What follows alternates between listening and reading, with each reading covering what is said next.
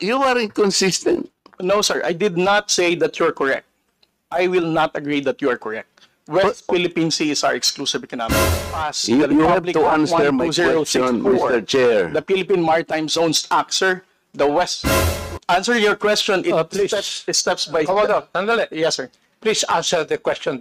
So, gusto kong pasimulan po yung public discourse nung sinabi kong there is no such thing as West Philippine Sea. Ang ibig ko pong sabihin, if we involve the international community, hindi po nila makita sa mapa yung West Philippine Sea.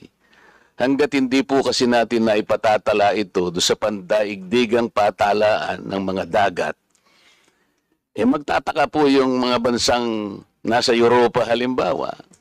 I-google nila o baka gamitin pa nila yung mga platapormang ginagamit po, YouTube, Facebook. Hindi po nila makikita sapagkat anyone that Googles that particular area of our world, ang nakasulat lang po doon ay South China Sea. Hindi po naman nangangahulugan na pag sinabi natin South China Sea, pag-aari na ng China yon. In the same manner, Mr. Chair, yung Indian Ocean, hindi po pag-aari ng India yon. Yung Gulf of Mexico, Mr. Chair, hindi rin pag-aari ng Mexico. Ang ibig sabihin, gusto po nating iklaro lahat sapagkat ayaw nating payagan na magkakaroon ng misconception, miscommunication.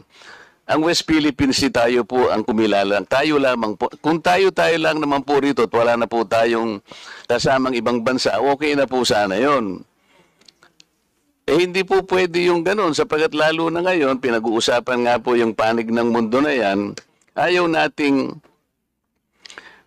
masabi man lang ng ibang bansa, ano ba yung pinagkakaguluhan dito? Bakit hindi namin makita yung West Philippine Sea? Kasi hindi nga po nakatala. Ang patalaan po, Mr. Chair, yung tinatawag lang International Hydrographic Organization. Ngayon po yung isang Commodore, tinawag po niya ako na traitor. Nang hindi po niya tiningnan yung konteksto ng pinag-uusapan. Bakit po hindi nyo ipaliwanag sa buong mundo na pinatatala na natin yung West Philippine Sea pero hindi natin maitala-tala. Matagal na pong panahon na pilit nating ipatala, hindi pa po na ipatatala. Kaya sa ngayon, hindi po nire-recognize. Tayo lamang po yon. Mr. Chair, yun pong sinasabi nating West Philippine Sea, ito po yung bahagi ng ating exclusive economic zone. Atin po yun, for the record, kinakailangan pong malaman ng lahat. Atin po yun, kahit anong mangyari, we will fight anybody to the last drop of our blood. Atin yun, yun ang ating exclusive economic zone. May pangalan o walang pangalan, atin yun. Pero yung isang Commodore na masyadong emotional, tinawag niya akong traitor, Mr. Chair, nang hindi po niya naiintindihan ang pinanggalingan ng pinag-uusapan dito. Pwede po ba tayong gumawa ng kalye, tayo-tayo lang, nang hindi natin ipatatala sa barangay o kaya sa munisipyo? Pagkat pumunta ron si Honorable Barber Seme, sakay ng isang tricycle. At i-wish niya yun. Sapagkat ang gumawa lang doon ay si Congressman Paduan o sarili niya lang. Hindi niya makikita yun, maliligaw yung tao. Yun ang ibig ko po sabihin. Ilagay po natin sa konteksto ng pangmundong pag-uusap ito. Hindi po tayo nag-iisang bansa lang sa daigdig. Yun po yung ibig ko sabihin. Ngayon, kung mag-google po o kung magbablog po yung mga ibang mga tao at ipipilit nila na si Congressman Marcoleta, maka-China pala ito. Mr. Representative po ng YouTube. Kasi pag tinignan niyo po yung YouTube, lilitaw yan.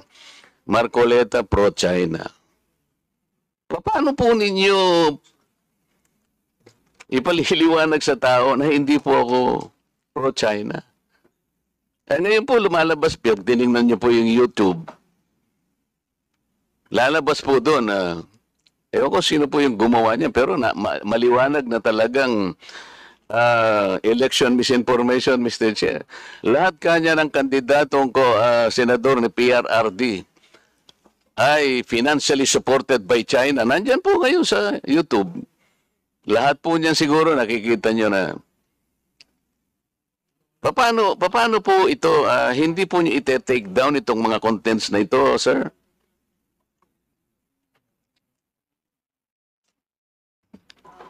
So kung meron pong magre-report nung content, i-assess po yung content against the sa mga polisiya po. At, Makikita po ninyo doon, sir, na I was called a traitor at yung statement ko raw is a disservice to the nation. It came from no less than the spokesman of the Philippine Coast Guard. I believe he is here.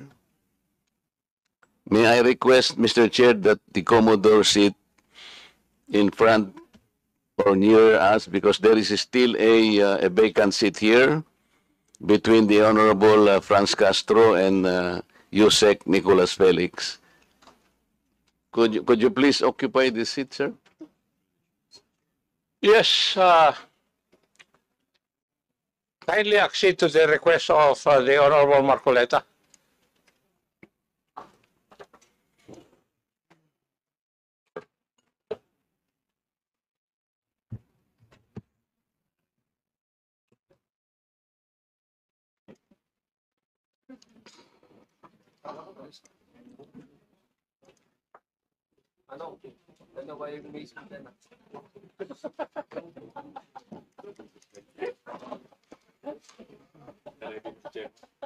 May I continue, Mr. Chair? Please proceed. And thank you for acceding to my request, Mr. Commodore. You just called me a traitor, sir.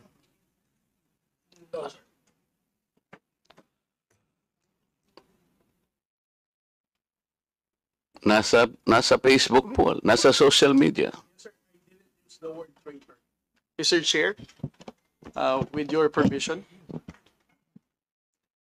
Butit inulit mo, Commodore. Bago ka sumagot doon sa tanong niyang Juan, patapusin mo muna yung legislator and then you wait until you are recognized by the chair, okay? Yes, sir. Thank you. Thanks, sir. Please proceed. You said that you did not say that I am a traitor, but it is in the social media. Did you take an effort to clarify that so that you could not mislead people because they might believe that you have said that? It is only now that you are disowning this statement. Mr. Chair. Mr. Chair. Yes, sir. To the Honorable Marcoleta, sir. Let's put it on record. I did not use the word traitor in describing your statement that the West Philippine Sea ay kathang-isip lamang po. Let me read my post on X. I stand by the statement of President Bongbong Marcos when he said, ang West Philippine Sea ay hindi kathang-isip natin lamang. Ito ay atin, ito ay mananatiling atin hanggang nag-aalab ang diwa ng ating minamahal na bansang Pilipinas. Hearing someone claim that the West Philippine Sea is merely a fabrication of the Philippine government is a disservice and an embarrassment to their entire party, the organization he belonged to, and even their own family. How can the one face the younger generations today and tell them that our exclusive economic zone to the west of our archipelago is non-existent, effectively giving up the fight to assert their rights as Filipinos in the West Philippine Sea? Mr. Chair, sinabi ko ba na katang-isip ang West Philippine Sea? I cannot recall, Mr. Chair. Hindi, kasi ang salita mo dyan, merong nagsabing katang-isip. Sinabi ko ba na katang-isip ang West Philippine Sea? I said I stand by the statement of the President. I did not mention you said it, sir. Meron kang katang-isip na sinabi dyan eh. To whom are you referring that? No, sir. The katang-isip phrase was the President's statement during his SONA. I just merely restated the statement of President Bongbong Marcos Kaya nga, when he you are delivered now it to SONA. Kaya mo lang nilabas yan after I said that there is no such thing as West Philippine Sea. But that is in context of the fact that it is not yet registered in the International Hydrographic Organization. Alam mo, Commodore, ang procedure. Tama. Mr. Chair, No, you have to answer, Mr. Chair. Alam Yes, mo sir. yung procedure kung paano maitatala, kung paano natin papangalanan ang isang karagatan na tayo ang may-ari. You know the procedures, right? with respect to the 19th Congress who passed You the have Republic to Act answer my question, 12064, Mr. Chair. the Philippine Maritime Zones Act, sir, the West. Kindly repeat your question. You know, Commodore, the procedures on how we can register the name of a maritime area that we control or that we believe it is ours. You know the procedures on how to Yes, sir. register. Okay. So, ano na po ba, nakarehistro na po ba, nairehistro na po ba natin yung West Philippine Sea? Sir, with regard to your question, there must be a legislation and then submit it to the international. Oo nga, meron na po Hydrographic tayong Organization. legislation. And Yes, as a sir. matter of fact, nagagawa na po yung Congress. Kailangan po talaga yon. Yes, sir. Nagpasimula tayo sa administrative order, pero kulang yon. Kaya nga po ang Congress gumawa para tulungan po kayo. Okay, sa ngayon po, sa tagal na po ng proseso, yun po yung dapat ninyong palaging gagawin. Kailangan lahat ng lakas natin gamitin, maparehistro po natin. Pero ngayon, hindi pa nakarehistro. Tama po. Again, sir, answer your question. It Please. steps by Commodore, sandali. Yes, sir. Please answer the question directly. The question calls for a yes or no. No, sir. If it's in IHO, yes, through legislation. Sinasabi ko yung IHO because this is the only world body that officially names a particular area of the sea. Kaya sa konteksto po ng pinag-uusapan natin, kaya ko lang nasabi, sapagkat hindi pa po nakatala, we need the international community to recognize a part of our own. Yun lang po ang punto doon, Mr. Commodore. So kung hindi pa po nakatala, tama po ako, hindi ba? No, sir. You are inconsistent. No, sir. I did not say that you're correct. I will not agree that you are correct. West Philippine Sea is our exclusive economic zone. Eh, Mr. Chair, wala tayong dispute that. Sinasabi ko na nga sa iyo, yung sinasabi nating West Philippine Sea is our own exclusive economic zone. This is ours. You and I should fight for it until the last drop of our blood. Ang sinasabi natin dito, kagaya ng nire-request ng CICC, let us educate our people sapagkat ang alam ng mga tao, lahat tayo, ang alam natin, nakarehistro na. Ang sinasabi ko, hindi pa po nakarehistro. Ikaw ba pwede kang mag-enroll sa isang eskwela nang hindi ka nag-register, nang hindi ka nag-enroll? You answer my question. Of course, sir, there is a Kaya nga eh. legislation. Kaya hindi pa nakarehistro, Mr. Chair. This is the only point. Let us not create a mountain out of molehill. Bigla mong sasabihin, in response to what I said, tathang isip o blah blah blah at lumabas sa traitor. Hindi ka man lang gumawa ng effort, for example, na I did not say that. Ngayon mo lang sinasabi. But you know, people are bashing me. I am pro-China. When is the last time or the first time that I am pro-China? Again, Mr. Chair, I never said that you are a traitor. That is clearly posted on my Twitter Pero account. hindi ka po nagbigay ng paliwanag na sinabi mo sana doon sa social media din. Bakit nyo ina-ascribe sa akin na sinabi ko na traitor si Kong Marcoleta? I did not say that. It is only now that you are explaining na wala kang sinabi. But kumalat na sa social media, kaya nga tayo nandito. These are the excesses and the abusiveness of social media, Mr. Chair. Nangyari na. Kahit na ilang libong mag-explain ka dito, yung tao narinig na nila na ikaw ang nagsabi. Because meron ka pang litrato dun eh. Mr. Chair, No. nobody has ever asked me whether you are a traitor. this was only the first time that I was asked whether you are a traitor or not. You are not even aware na sa social media sumabog yun. Nandun yung litrato mo and the claim that I am a traitor. Ngayon ka lang nagpapaliwanag na I am not a traitor. Pero nangyari na yon. Mr. Chair, I don't think that I'm under in any obligation to respond to all those social Okay, media Mr. posts Chair, by bloggers, now social media influencers to tell them Mr. that they're Chair. wrong.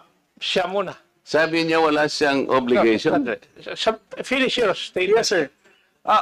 Mr. Chair, Honorable Marcoleta, sir, I think I'm no under obligation to tell all the social media influencers, to bloggers, defend your name, tell them that you are not a traitor.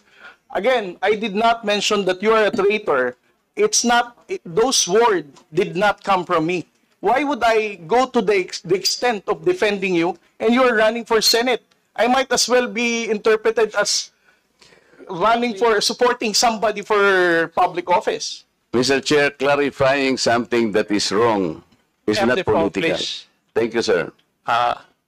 Commodore, tinatanong lang ni Honorable Marco Reyes that merong lumabas kang statement. Siguro, binigyan ng interpretation ng ibang bloggers at nasabi na traitor si Honorable Marcoleta. Ang tinatanong niya is, unang-una, alam mo ba ito na gano'n na nangyari? Would you know? No, sir, because when it became a social media popular post, I was not here in the country. I was actually in the official business outside. So when did you come to know about this? I only came to know about it when Congressman Marcoleta called me Gago and Mangmang in one of his interviews. So when was that?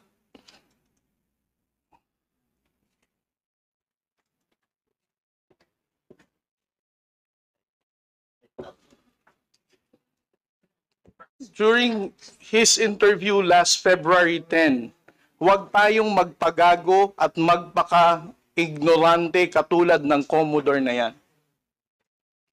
So, at that point in time, ang tinatanong kanina ni Honorable Marcoleta na merong misinterpretation doon sa iyong statement sa social media. Yes, sir. And you did not bother na i-correct man lang yun. Yun ang dinadrive ni Honorable Marcoleta kanina pa. Yes, sir. So, please answer that question. You did not do anything. I did not do anything, sir. Okay. Why? Why did you not do anything?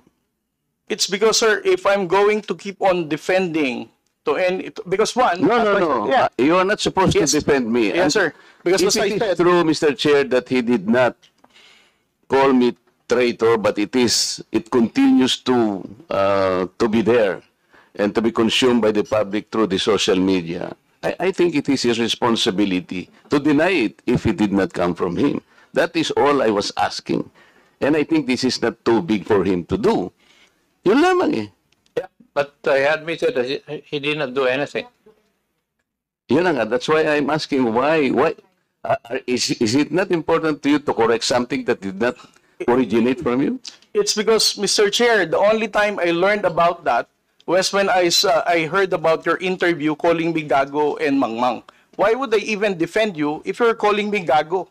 As a commissioned officer of the Philippine Coast Guard, being a spokesperson, calling me Mangmang, not knowing what I'm saying. But actually, if you will read that context, How would I even the defend act you? of doing it Sandali, is the one that dapat is tumuhin gago. mo muna Di ba? Yung ganon, not necessarily the person eh. Sabi ko nga sa'yo, kung kinurek mo man lamang yun, because it continue to be there in the social media, Mr. Chair, yun ang nakakasama sapagkat people, hindi ko naman sinabi talaga yun. Mamamatay siya because it came from you. Pero pag hindi mo sinabi at you continue to be silent, akala ng tao, sinabi mo. So that is the problem, Mr. Chair. And I think we are hearing this in order to correct the misconception and misinformation because it continues to spread. If you get the point, Commodore, Mr. Chair. Mr. Chair, again, sir, kung bakit ko po hindi binawi, ay dahil nalaman ko lamang po itong balita na ito na nag-spread siya nung nagpa-interview po kayo na ginagago niyo po ako. As a human being, how would I defend somebody na ginagago po ako sa public interview? Mr. Chair, kung titingnan mo yung konteksto ng pagkakasalitan, hindi ikaw ang ginagago. Ikaw ang ginagago. Ang sinasabi ko rito, let us defend our own nang hindi tayo nagiging gago o kaya nagiging emotional. It's actually hindi sa tao eh. Kung hindi yung act na, halimbawa wala tayong ginawa o kaya sinabi natin. Kasi nagmumula ako, Mr. Chair, sa pagkakasabi na hindi man lang tiningnang mabuti saan ba nang galing itong narrative. Ngayon, i-explain ko nga sa iyo, Commodore, ito'y nangyari doon sa pinagsimulan na dapat nating i-educate ang ating mga kababayan. Yun ang pinagmulan nun. So it is not disservice. I do not deserve to be called a traitor just like that. Kasi ang gusto kong mangyari, lumitaw, ma-informahan natin ng tao na sa ngayon, hindi pa talaga naitatala officially yung West Philippine Sea para malaman ng tao.